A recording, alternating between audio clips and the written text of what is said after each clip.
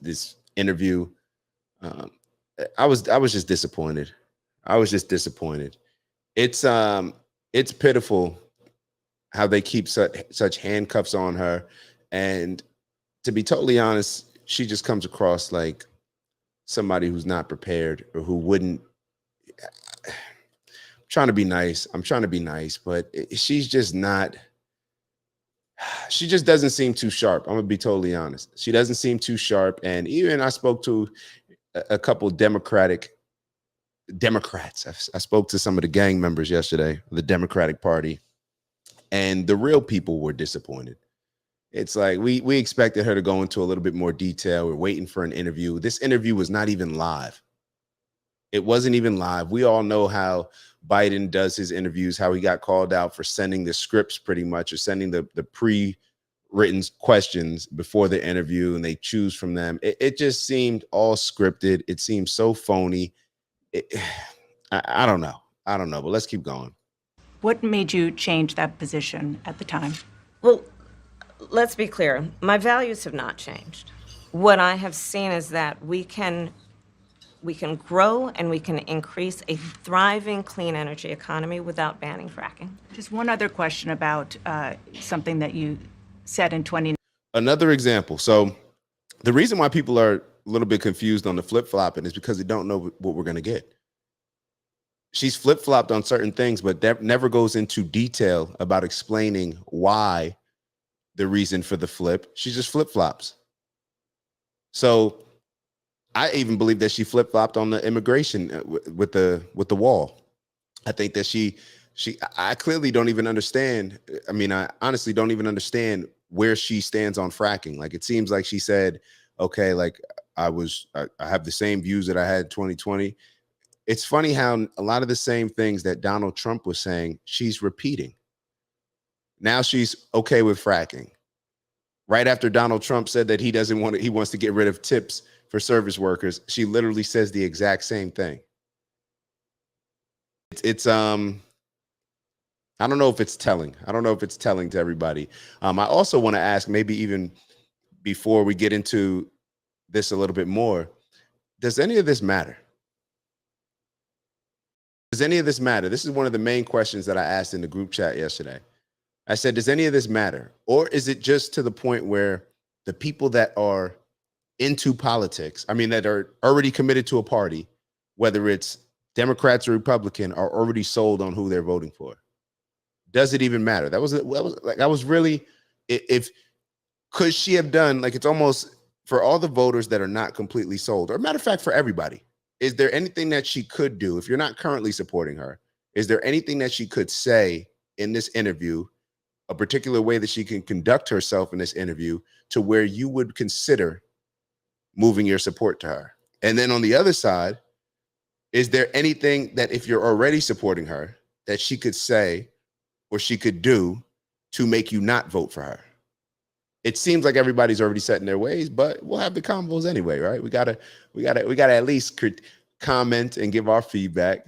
19, when you first ran, there was a debate. You raised your hand when asked whether or not the border should be decriminalized. Do you still believe that? I believe there should be consequence. We have laws that have to be followed and enforced that address and deal with people who cross our border illegally, and there should be consequence. Generally. So I guess we're going to get into the thing where it's like, we'll answer questions without answering questions. And it's so funny because it's so funny because whenever I remember the last Donald Trump Biden debate, where Biden didn't look too good. Everybody critiqued Donald Trump for the way that he was answering questions, not answering questions, all of this. Based on how she just answered the question, it would be safe to say that, yes, I changed my mind. I raised my hand and said that the border should be decriminalized. People coming in here should be decriminalized. Well, that's very convenient of you to change your mind now, because you were the one responsible. You were the border czar, right? So you were the one that was your role, that you were supposed to take on the border issues. And now that things have spiraled completely out of control at the border and with this migrant crisis, Now she's saying, oh, well, I believe that we have laws for a reason. Well, that was the whole point. But before, when y'all were running around pretty much giving people an open invite to come in through the country illegally, incentivizing people to try to make it through the country illegally, you were saying something else. When it was convenient for you when you were running, because that was the hot thing to do. Hey, decriminalize the border. It's like everybody did with the defund the police. It's like people aren't using sense. They're just getting on board with what everybody else does and pushing that. And then when it's no longer the hot thing to push, people just change their minds and never give it's like she doesn't feel that she owes us a direct response to it or some type of acknowledgement to say like, hey, yes, I thought this at this particular time. This is why I thought that. This is why I now think this way. It's none of that. It's none of that. And she seems like this interviewer, she seems like she just moved right on, like didn't even care. So that's why I say it just seems scripted.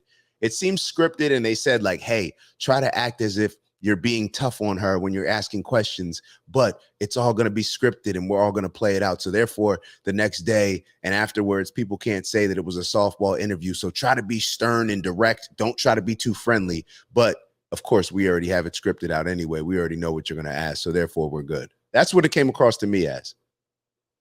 Take a look. Listen again how she answers this. Thriving clean energy economy without 2019, when you first ran, there was a debate. You raised your hand when asked whether or not the border should be decriminalized. Do you still believe that? I believe there should be consequence. We have laws that have to be followed and enforced that address and deal with people who cross our border illegally, and there should be consequences. Generally speaking, how should voters look at some of the changes that you've made, that you've explained some of here in your policy? Is it because you have more experience now and you've learned more about the information? Is it because you were running for president in a Democratic primary? And should they feel comfortable and confident that what you're saying now is going to be your policy moving forward? Dana, I think the most important and most significant aspect of my policy perspective and decisions is my values have not changed. I want to get in the room here to get some initial reactions with our. What does that mean?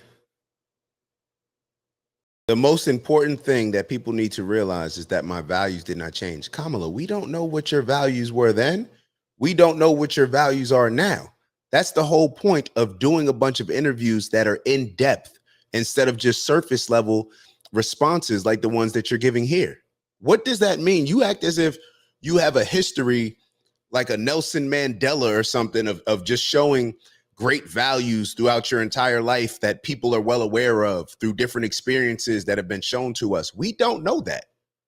So for you to, the important thing for people to realize is that my values haven't changed. We don't know what your values are. We don't know what your values are. We know that you want to have a joy campaign, but we don't know what your values are. What do you stand on? Matter of fact, from a Democratic standpoint, what are your values? Because when RFK Jr. gets on stage and says, hey, I didn't leave the Democratic Party. The Democratic Party left me. The Democratic Party used to be the anti-establishment. It used to be the anti-war. It used to be not weaponizing, the government agencies. It used to be all these things that were supposed to be for the people. But nobody knows now. Now the Democratic Party, it seems like the only values are based on, well, what are the Republicans doing? How can we just criticize what they're doing and figure out a way to make what dream we create, what utopic way of life that we can create that will never come to fruition? How can we create that in people's minds? So therefore they'll always look at it like the grass being greener on the other side. Like, what are you talking about? What are your values? We don't know what your values are. Our great panel, David Axelrod, let's start with you. So I want y'all to take a look at this panel. Pay attention to this panel as we go forward. Pay attention to this panel. And all of this is going to connect, I promise. All of this is going to connect because later on we have a show later on we're going to review a video where a black lady is having a conversation with, I believe, some Democrats, and they ask about why, or they get on the topic of black men no or moving away from the Democratic Party because the Democratic Party emasculates black men. At this table, it's supposed to be DEI, right? Diversity, equity, and inclusion. Okay, cool. At this table, CNN, I see 3 black women. I believe this is the guy, Axelrod, in the middle, white liberal guy. And then the guy with his back to us, white guy, who I believe if he's not a Republican, he's Republican leaning. He sounds Republican when he speaks to me. And then you have this other black man who, I don't want to judge anybody, but he comes across like a softer, less masculine black. How can I put it? A very safe black man for a CNN. Doesn't seem like the black man that's going to be challenging. I'm just being honest. Doesn't seem like the big sports guy. I'm just being honest. Not that that matters, but what I'm trying to say is the representation that does matter. Isn't that what DEI is all about? Where's the white women? Where's the white women? I guess we don't need any DEI. It's okay. Let's just keep going. Like I said, I'm going to connect all these dots as we go on. What did you make of how Vice President Harris did she meet the moment? Yeah, I think she did what she needed to do. What she needed to do was be the same person that people have seen on the stage for the last month and have seen a new sense of sort of confidence, of calm and comfortable comfort that we haven't seen before from her. We didn't see certainly the last time she ran. What is he talking about? She was very connected to her word. She seemed strong. She seemed competent. She seemed like someone who could be president of the United States. See, she seems strong, competent, like somebody could be president of the United States. Let me tell y'all. Remember how we used to have to pre-K kindergarten, you go around, you're sitting in the circle and you go around and I want to be the president of the United States of America. Little kids, you can be the president of the United States of America. The bar is very low. The bar is very low. And this is what happens, little kids, when we have an amazing country, the greatest country in the world, and the people in it just vote for the lesser of two evils. It may be bad because we may not get to pick from the top candidates that should or qualify to lead our country. We may not get the best people to lead our country. Our country may suffer because we have this poor leadership, but at the end of the day, one thing good that it does is it lowers the bar. So anybody can be president. There's no bar. What is he talking about? She seems strong, competent, and somebody who could run the country. Like I said, even the Democrats that I spoke to after this were disappointed. But of course, these people that are just, funded and paid for by these larger corporations that tell them you have to represent this particular stance, they just go for it. Or their allegiance to their gang is so strong that they can't even be honest with us on TV. This should not be considered mainstream news media or bipartisan or non-biased journalism. It shouldn't be that. Just say that, we're CNN and we represent the Democrats. We're MSNBC and we represent the Democrats. That's what we're going to lean towards.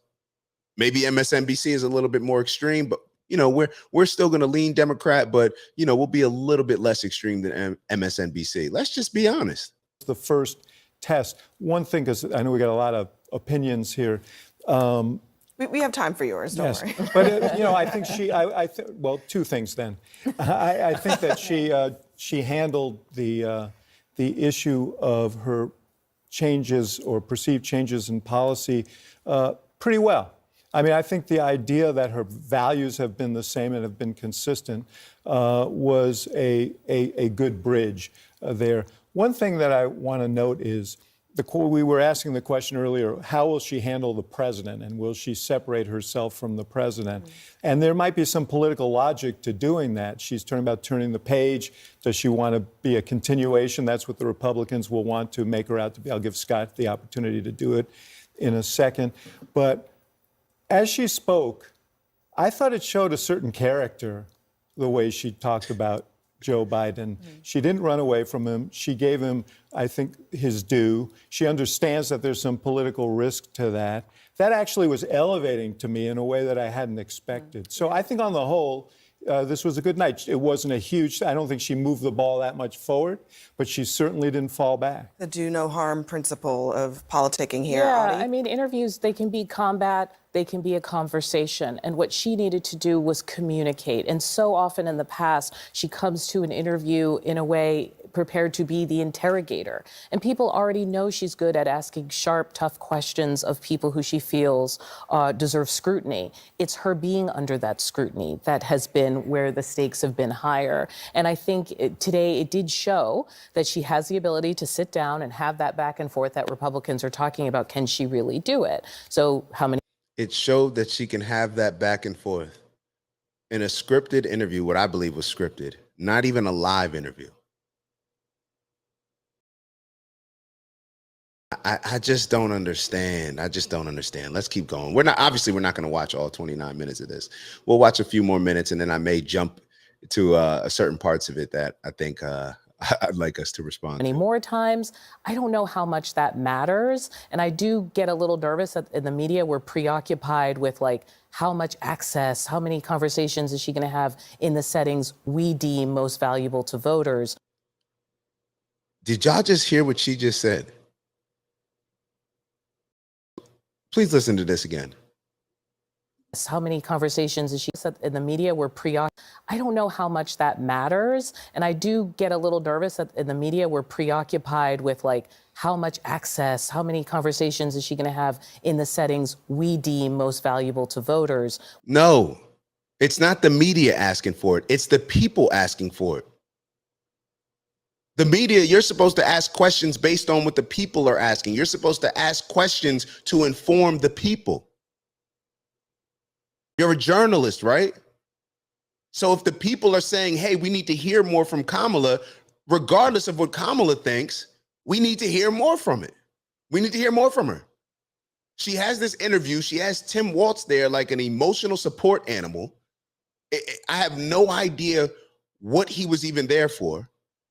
It seemed like he wasn't involved as much. Everything about that interview was just trying to like, let's script it out in this way to make them look heroic and it just, people can see through it, in my opinion.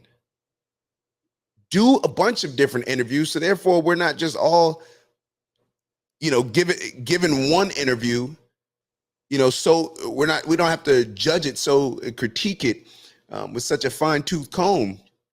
We won't have to if you're speaking more, if you're sitting down with people that give you challenging questions rather than just going up there and just saying what you want to say, not getting into any depth, not getting into any detail, and not answering any questions from the media, not answering any questions from a tough interview that would dive deep into an area that you may not necessarily be totally prepared or know that it's coming, so we can see you answer on the fly and give a true, genuine response. What is wrong with that? When this is a campaign that is actually making a mark in an interesting way, reaching out to people directly. But Asad, you have also spent a couple of times now interviewing her. What did you make of how she handled it? I mean, to David's point, a little bit more comfortable now than she has been in the past. Yeah, I think there's been a consistent story of growth. She's been in more of these settings. I think we saw that somewhat tonight. I also think to the question about how policy positions have changed. All right, so I don't know if I'm being wrong when I say this, but as somebody, I don't know, am I being a hypocrite? I do not like identity politics. I do not like when you market to me based on my color. I don't like our vote being based on anything other than the policies and who we think is most qualified to lead this country. However, as I said before when they first showed the panel, I can't ignore the type of people that they are pushing. This is why I'm just giving y'all honest feedback. This is why Black men are leaving the Democratic Party. This is why Black men are seeing Trump as becoming more and more relatable. You have a panel of Black women, you got the conservative, the white liberal, you got the white conservative in there just to throw it in there. And then you have Asted, who I have no ill feelings towards Instead. This is the first time that I'm seeing him, but I'm just being real. I'm just being real. He comes across a little bit different than Donald Trump may come across, or some of our more masculine leaders. And I know, we just know that there's an attack on masculinity, and it shows up in so many different ways. And symbolism and representation are some of the biggest ways what we see in the mainstream light. That's what is influencing us, regardless of whether we know it or not. They were clearly ready with an answer about how the values have been consistent. For me, and one of the lines that stuck out was, "This is a new. We're ready for a new way forward." She said that a couple times. It goes to David's point. I don't think there's a policy separation that they've created with Biden. Obviously, she gave a kind of personal defense of him, but they're also very clearly trying to position her as a change candidate in the same way that Donald Trump is positioning himself as a change candidate. In some ways, it feels as if that's going to be the crux of what this comes down to in November, is whether that is bought by the electorate or not. And interestingly, there is some polling to suggest that it's a battle right now. It's actually grown in, and we're going to move on. I'm going to fast forward. Vision in her voice, and I think she made it very clear that she is still values. Ashley. So I think I would break this down into 3 parts: values, vision, and her voice. And I think she made it very clear that she is still committed to her values, to be an American, to be a prosecutor, even though. Values, vision, and voice. We don't know what her values are. I don't give a damn about your vision if you don't talk to us about the things that you're going to do to implement and make that vision come to fruition. And what was the last thing that she said? She said values, vision, and hold on. Committed to her values, to be an American, to be very clear that she is still committed to her values, vision, and her voice. And I think. And her voice, what does that even mean? We don't know about her values. A vision, oh yeah, I got a vision too. I know a lot of people with great visions. But unless you have an actual plan to get there, who cares? And her voice, what does that even mean? She made it very clear that she is still committed to her values, to be an American, to be a prosecutor, even though she may have changed on some positions, and she clearly outlined where she had changed. I think on the vision, No, she didn't. She attempted to draw the contrast without talking about Donald Trump, but still being very clear and not berating her current boss, actually. And when you think about the opposite ticket of J.D. Vance, where Donald Trump's vice president isn't even on the ticket anymore, we don't need to go down why that is the case, but she was clearly able to draw her vision for how she wants to take the country forward with her opportunity economy, and then her voice. I think so many Americans want to know, who is she and does she have command of her voice? And she answered every question. Now, you might not like the way she answered them, but she answered them as a capable, qualified leader. And I do think she moved the ball forward a little bit. You know, maybe she didn't score a touchdown tonight, but she definitely moved down. Yeah, y'all ever had like a competition or a sports event where your mom comes in afterwards, or maybe your dad? But I think in most cases it's the mom, when, the mom's just trying to make you feel better. It's like, oh, you had a great game. And you didn't play well. We know that if she had a great performance, a woman like we just heard speaking, that we're listening to right now, and the majority of this CNN panel would be ecstatic. They would be aggressively saying, like, this was a win. Kamala Harris she's bringing the country forward. She's doing. And now you're saying, well, I think it was a little bit of a win. You know that didn't look good. You know that wasn't a good look. You know that did not meet expectations. I don't even know what the expectations are. Maybe the expectations are so low, but that did not give the American people anything. I'll give you an example. Hopefully, I'm not going to say who. So I spoke to somebody after the interview yesterday, and before that, a couple of days ago, they said, moving forward, I'm just going to make sure that I have my notepad and I'm able to write down, I'm going to, have Kamala Harris over here, that team, and then Donald Trump over here, RFK, and everything that I hear from them, I'm going to write down and compare what do I think is best, and who I think is the best leader. They didn't have anything written down. They didn't have anything written down. And this person that I spoke to, she was excited to actually, she's only voted Democrat her entire life. And she was just so disappointed because she's like, yeah, there was really like no substance, it seemed.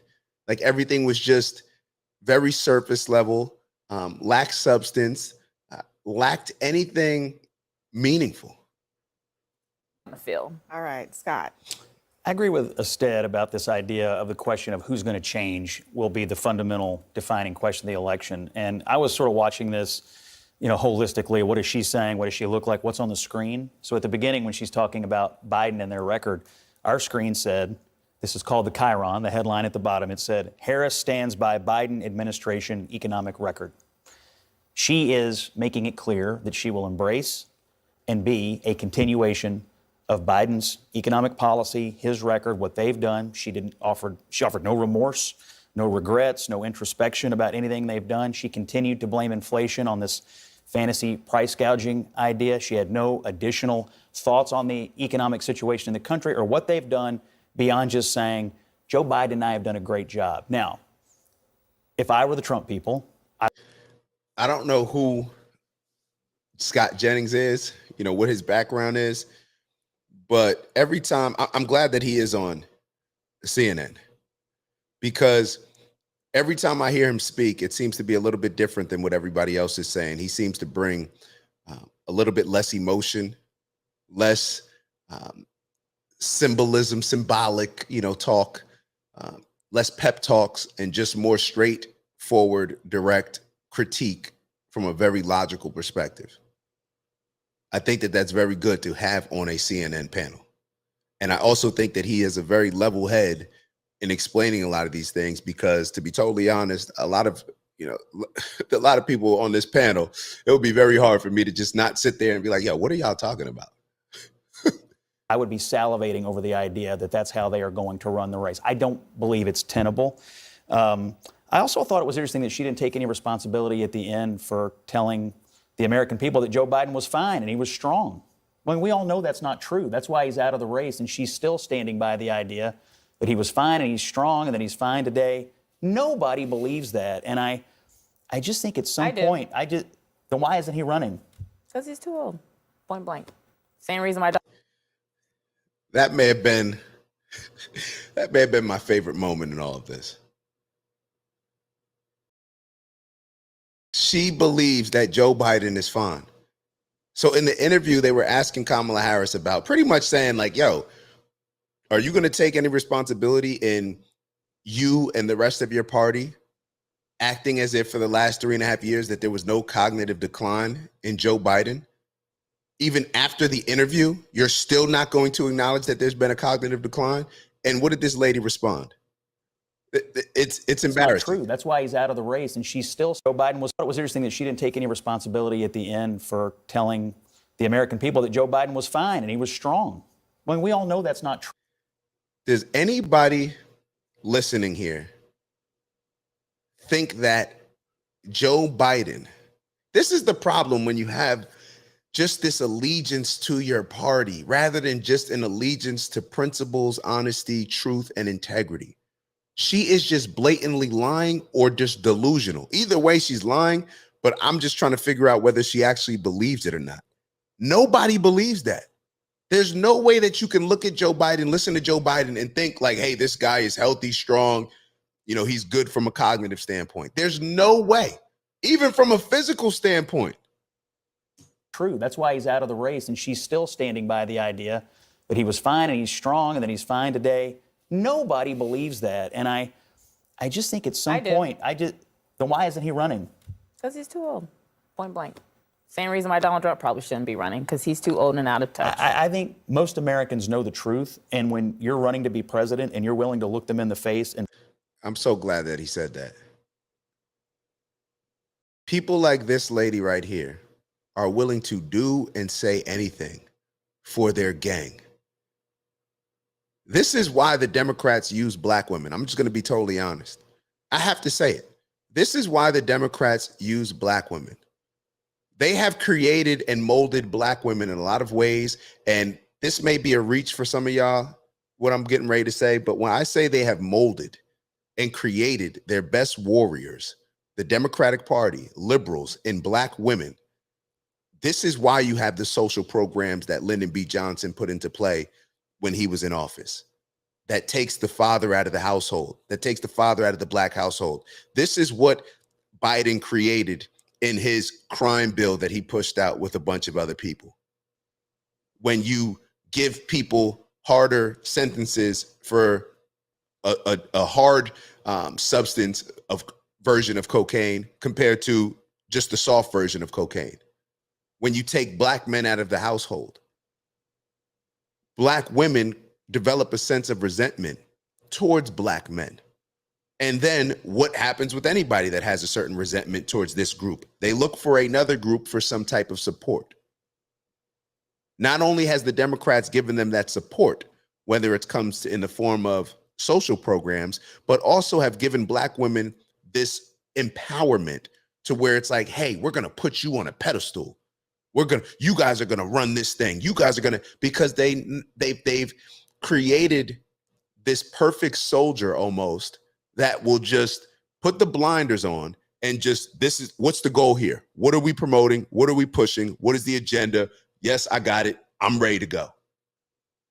This is why when Donald Trump went to interview or went to be interviewed by the National Association of Black Journalists, there were 3 Black women on the stage and not 1 Black man.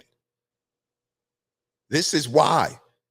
Because we know that the Black women, I'm just being totally honest, and even in the situation with Donald Trump, are going to aggressively take on whatever role these liberals and Democrats empower them and incentivize them to take on.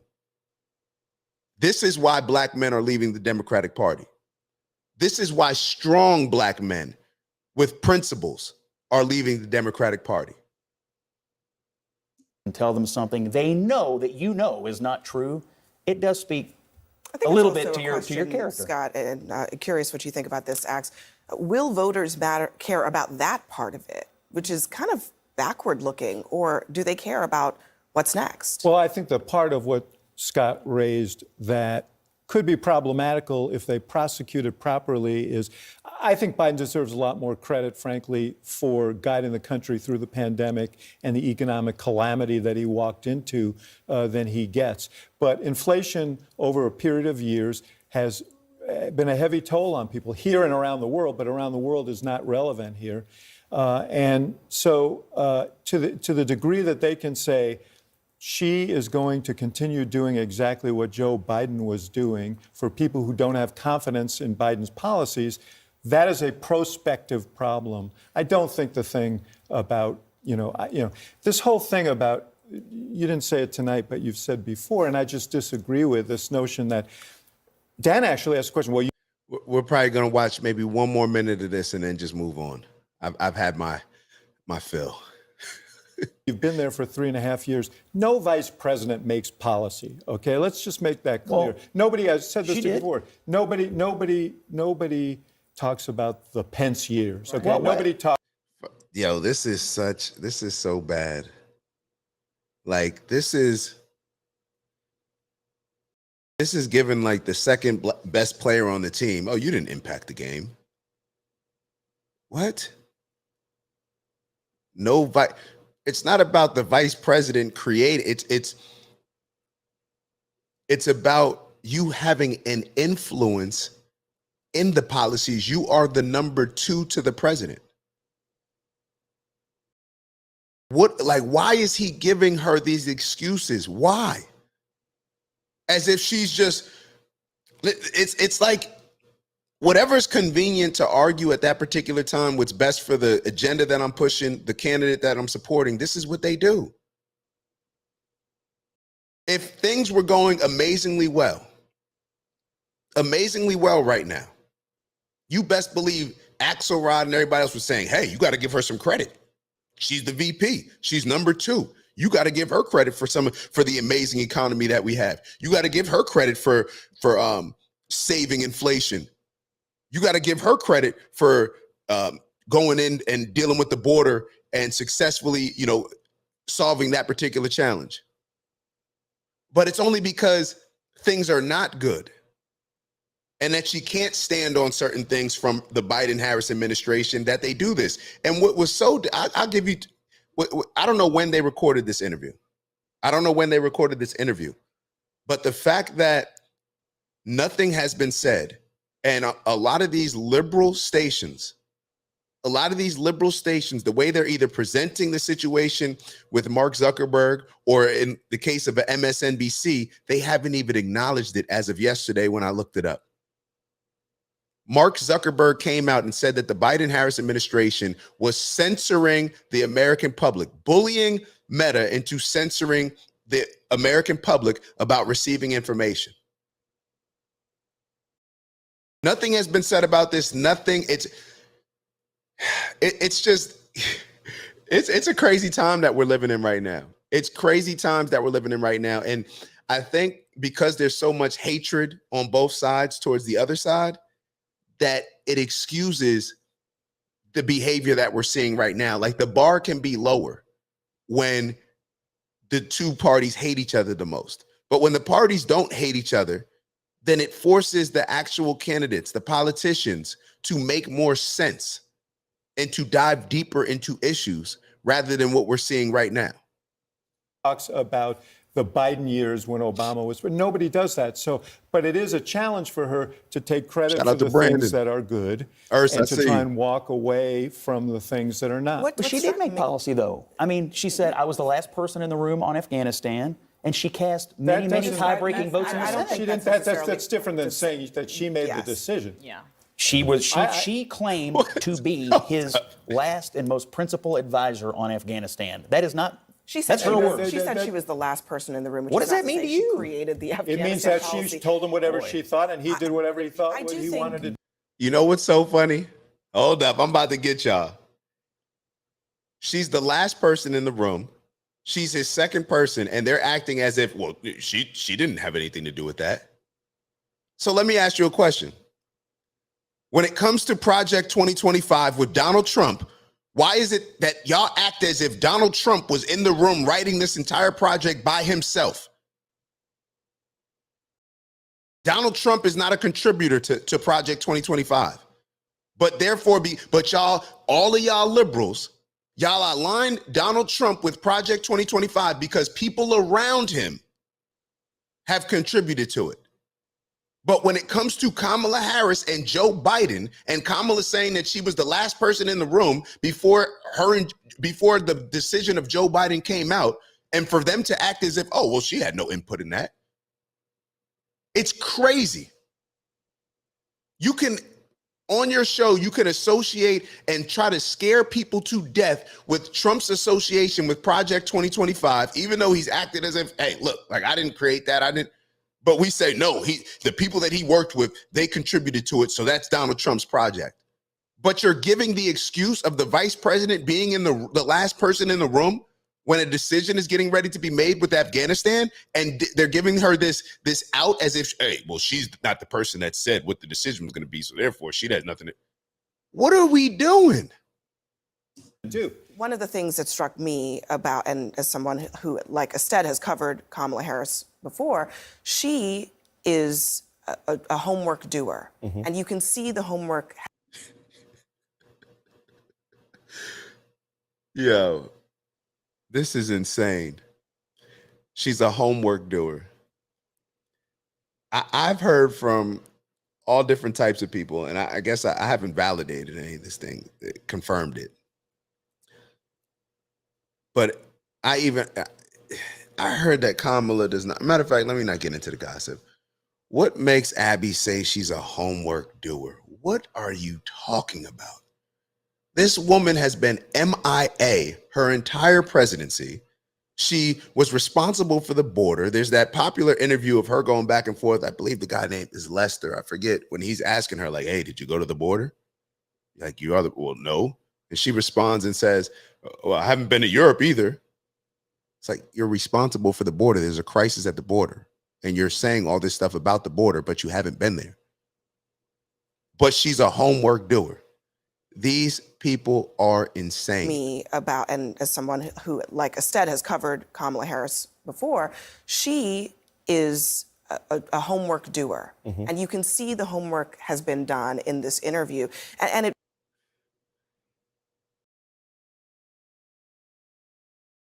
You can see the homework has been done in this interview. Is there anybody that walked away from that interview last night and said, Kamala looks like she did the homework? She's a homework doer. This is, I tell you what, man, hatred is a powerful thing.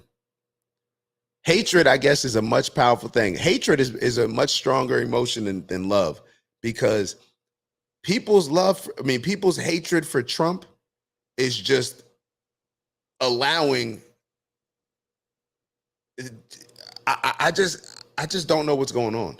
People hate Trump so much that they will just blatantly lie to us, give us these blank talking points. How do you think that, Abby? How do you?